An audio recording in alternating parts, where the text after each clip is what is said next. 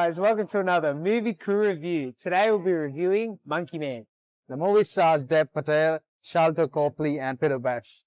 So this tale, inspired by the legend of Hanuman, stars Dev Patel as an anonymous person that is in a fighting ring, and as he travels up the ranks of society, he tries to seek revenge against the people and the cabal and group that took down his parents and took his life away. So, interesting film, and it went through a lot of troubles during production. But, Moon, if you'd like to start us off today. Oh, I'll do that. Okay. So, this is the first movie Dev Patel ever directed, if I'm right. Yep. Correct? Yeah. And I think he did a pretty good job with it. When people direct their first movie, I always think of The Room, and it always it takes me to a different level. So, but he did a pretty decent job. This is a basic revenge story. It sort of reveals itself at the end of second act, at the end of the second act.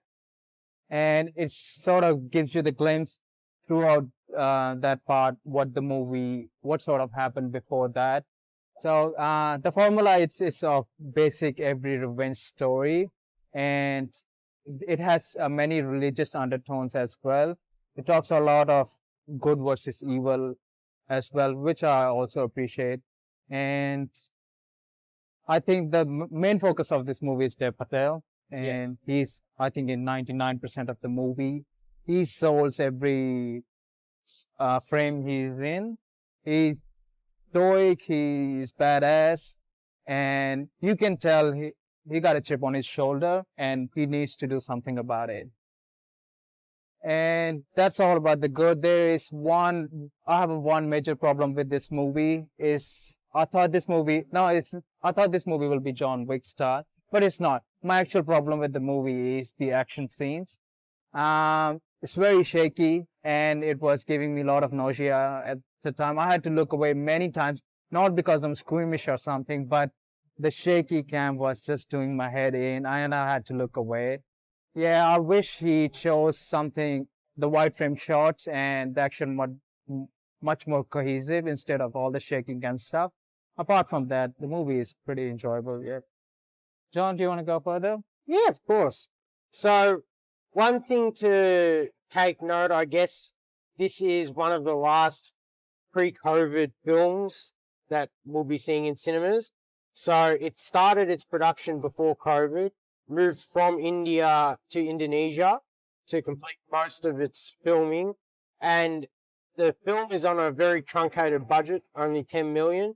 So you could see it as the film is, it's really high quality. Like if you were to say like it was a 50 million, 60 million film, I wouldn't really be too surprised on it.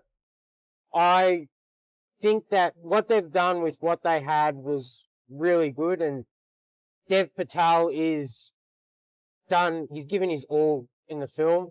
The fight scenes, yes, the shaking cam was a bit frustrating at times, but you could see, I enjoy that it wasn't a lot of gunplay, that it was more hand-to-hand combat with knives and punching. It feels more violent, for lack of a better term, like you're in it.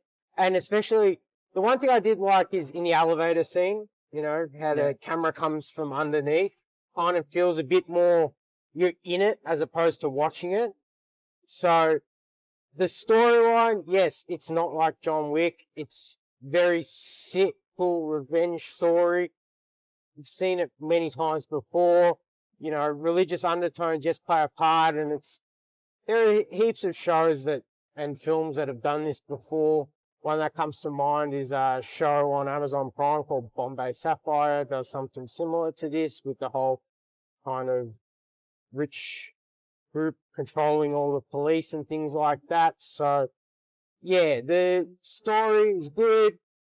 Dev Patel, great. There's one guy, Alfonso, a great takeaway. You see him in the trailer with his little rickshaw, but yeah, he's a comedy gold in this film. Yeah, other than that, not really much to complain about. It's just a simple film done well. Cameron? Yeah, I actually didn't mind the shaky cam as much as you guys. I I thought it gave you a different perspective of the fight scenes, but it is full on. Like during the movie, I did think, oh, Moon's probably not gonna enjoy this for his nausea, but yeah. I thought when they went to like film and it transitioned into the point of view of Dev Patel, that was really smooth. I felt like not many movies do it so smooth. I feel some of it can come off a bit jarring. And Are you talking about the stairway scene? oh Specifically? yeah, and they do it again in a couple of other scenes. But yeah, just when they go point of view, like even when he's in the VIP room and and they're surrounding him, and it just pans all the way around 360 like you're him. I feel like that was so smooth. I feel like as well the soundtrack and the music behind each fight scene really encompassing helps with how you feel about each fight scene. Like some fight scenes, like the elevator one was more humorous, so it had a more humorous, happy song. But then when they went in the VIP room and it just was like over the top, bombastic, boom, it was like a heavy metal song. And I really think they really thought about what song to put in each scene, and it really helped how you felt during each fight scene. But yeah, I really enjoyed this movie. It had more of a serious tone and than I feel like John Wick, which is more guns blazing, half-assed story. No offense to anyone who really loves John Wick. Half-assed story, over-the-top action, boom, boom. This felt more, I felt more emotion going into every scene, more heartfelt. And I love how they piece it. They don't give you his past straight away. They drip feed you a bit. And then halfway through, like you said, they did just throw you everything. And then you sort of got where the story was going. But with these types of movies, I think you can't really escape from that. But I think this movie did a really good job and I really enjoyed it. Yeah. Yeah, I mean, yeah, in terms of a lot of the camera choices that they had for this film, because it was such a tight budget, there were scenes like the staircase scene that you mentioned before where it's in first person. Originally, it was actually supposed to not be a first person shot, but because they couldn't get a staircase that was wide enough to shoot on, that's actually a staircase in the production office of the film, and they just shot it from a first person perspective just to be able to do it. You know, things like that. Like parts of the film were shot on iPhones, interesting enough. There's a accident with the rickshaw, and they pretty much just taped old iPhone to the rickshaw to get the accident because they couldn't get the camera. So yeah, when they say it was a tight budget, it really was a tight budget. Really tight budget. So yeah, it was, yeah. I think they did really well with the money they had, and yeah, I guess they leave it open ended because of the ending, so there could be a Monkey Man 2. I highly doubt it. I don't think there should be. I don't think it was open ending for me. For me, it was like, boom. Yeah, that's it. That's End of story for me. Yeah, but it's not definitively closed. No. Well, if that's your opinion, if that's what you came across. Yeah, that's but good. For me, it was the end. Yeah. Yeah, so there could be more, but I hope not. Alright, we're going to give our scores. Yep. How many monkey masks out of 10 are you going to give it, Moon? I'm giving 7 monkey masks out of 10. John? I'm going to give 8 monkey masks out of 10.